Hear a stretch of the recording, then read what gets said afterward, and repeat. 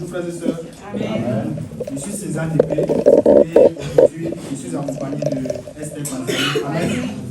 Et aujourd'hui, ce n'est pas moi qui fais le repas du Seigneur, c'est Esther Pazaï qui fait le repas du Seigneur. Et aujourd'hui, Esther Pazaï va nous montrer ses convictions sur la parole de Dieu. Amen. Amen. Donc, elle m'a demandé de lire le passage dans le livre de Matthieu 26, le verset 69 à 75.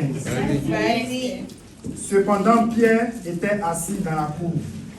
Une servante s'approcha de lui et dit, « Toi aussi, tu étais avec Jésus, le Galiléen. » Mais il le nia devant tous, disant, « Je ne sais ce que tu veux dire. » Comme il se dirigeait vers la porte, une autre servante le vit et dit à ceux qui se trouvaient là, « Celui-ci était aussi avec Jésus de Nazareth. » Il le nia de nouveau avec ses mains. « Je ne le connais pas, cet homme. » Peu après, ceux qui étaient là s'étant approchés dit à Pierre, « Certainement tu es aussi de ces gens-là, car ton langage te fait reconnaître. » Alors il s'est mis à faire des imprécations et à jurer. « Je ne le connais pas, cet homme. » Aussitôt le coq chanta. Verset 75.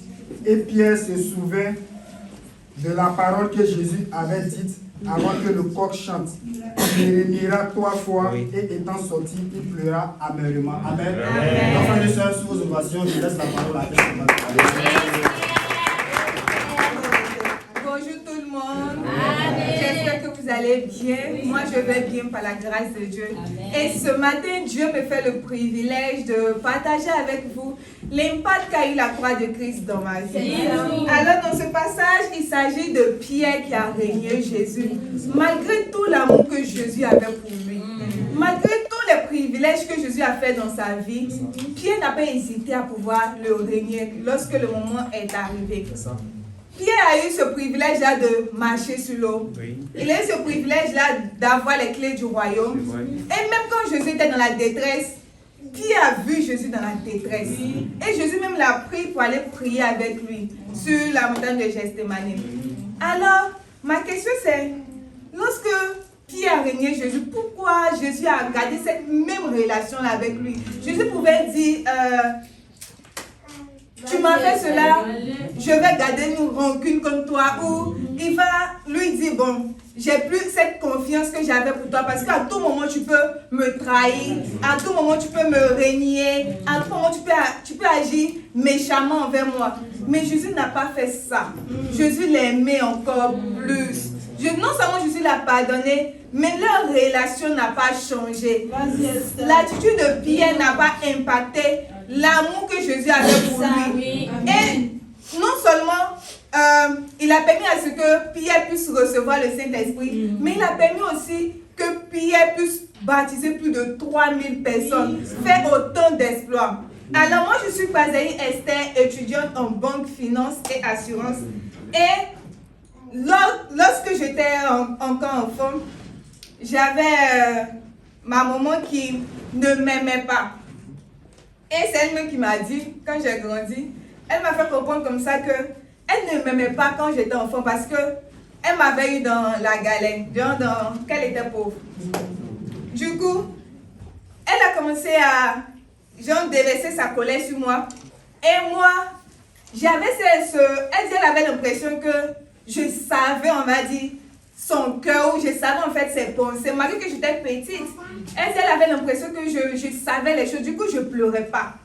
Alors que pour les autres enfants, par exemple, ils vont pleurer. Si tu veux, il faut les aimer. Si tu veux, il ne faut pas les aimer. Si tu veux, il faut les prendre, il ne faut pas les prendre. Les pleurs vont faire que tu seras obligé de les prendre. Même si tu vas les frapper, mais tu vas les prendre. Mais moi, c'était différent. Je ne pleurais pas du tout, mais je riais beaucoup. J'étais beaucoup souriante. Même si tu fais une blague qui n'est vraiment pas drôle, je vais rire.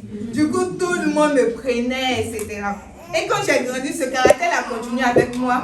Du coup, j'aimais tout le monde. À la première apostasie, dès qu'on se rencontre en même temps le premier jour, j'ai pas ce sentiment-là de méfiance, de dire non, cette personne-là peut te blesser. Sur le champ déjà, je t'aime. Et tout ce que tu me demandes, je peux te donner.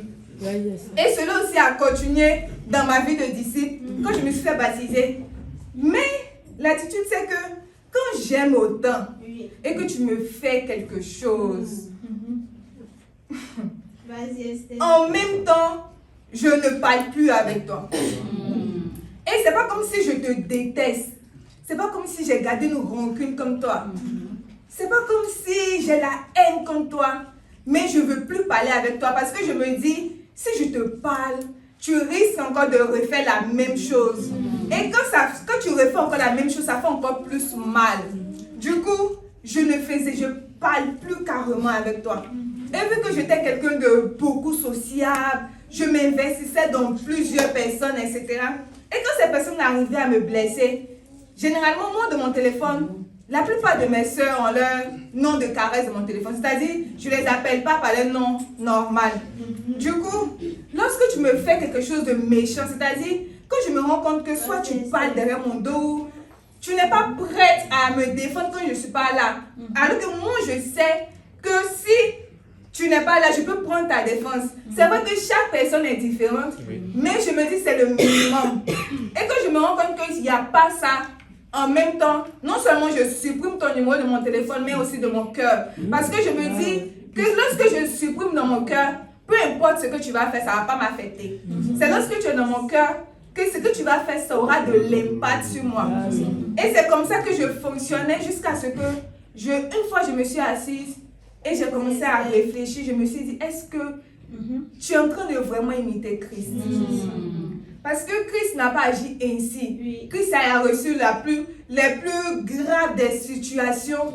C'est même pas comparé à pour moi. Mais lui, il a aimé encore plus. Pourquoi moi, je ne peux pas aussi aimer ici? Et vu que je disais pas à ma formatrice, je disais à personne, parce que je me dis, quand je vais parler de ça à quelqu'un, je serai obligée de salir le nom de l'autre, pouvoir me justifier. Je serai obligée de dire non, celle elle est méchante, elle était ceci, elle était ingrate, elle était cela. Donc pour éviter tout ça, je ne parlais pas. C'est-à-dire, je racontais tout à ma formatrice, mais ce point-là, je ne disais pas. Du coup, je grandissais plus dans d'autres domaines, mais ce point-là, je ne grandissais pas dedans. Du coup, j'ai commencé à m'analyser, je me suis dit, je dois maintenant imiter Christ. J'ai commencé à me former moi-même, vu que je ne parlais pas de ça à ma formatrice. Donc moi-même, j'ai commencé à faire violence sur moi. J'ai commencé à me former pour me dire, lorsque ton frère pêche, prends-le pour lui parler. La Bible dit de pardonner son frère plus de 777 fois. Pourquoi moi je ne suis pas capable de pardonner? La Bible dit de protéger son cœur. Pourquoi moi je ne peux pas protéger mon cœur? Et même je prenais des moments de gêne pour mon cœur, pour ce caractère-là que j'avais. Et laissez-moi vous dire, il n'y a pas eu vraiment de changement, mais comparé à Esther d'avant et puis Esther de maintenant, il y a eu beaucoup d'améliorations. Alors les sœurs, moi c'est mon histoire, moi c'est mon attitude. Alors je voulais vous dire non seulement de prier pour moi, mais également de veiller sur notre vie. Parce que à cause de l'attitude de quelqu'un ou à cause de ton comportement, tu peux blesser l'autre sans te rendre compte. Et les sœurs, nous devons également veiller sur nous, laisser l'amour de Dieu prendre le dessus sur nous. Laisser l'amour de Dieu nous guérir, laisser l'amour de Dieu rétablir toutes ces imperfections qui sont dans notre cœur. Alors la question que j'ai pour vous, c'est quelle est la chose qui te fait mal et qui t'empêche de pouvoir pardonner comme Jésus et aimer encore plus? Et c'est sur ces mots que moi je vais vous laisser.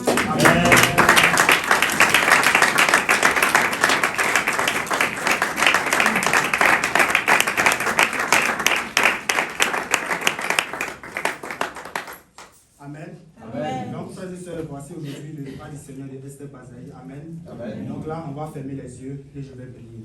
Seigneur, je bénis ton nom, je te dis merci, je te rends grâce. Merci pour ce repas du Seigneur que toi-même tu permets. Seigneur, tu as dit dans ta parole, j'ôterai le cœur de pierre et je vous donnerai un cœur de chair. Seigneur, qu'à travers ce repas du Seigneur, que toi-même tu nous donnes un cœur d'amour, un cœur plein d'affection, afin que nous puissions nous pardonner les uns et les autres et marcher comme des disciples dans la conviction de Jésus. Au nom de Jésus que j'ai prié. Amen. Amen.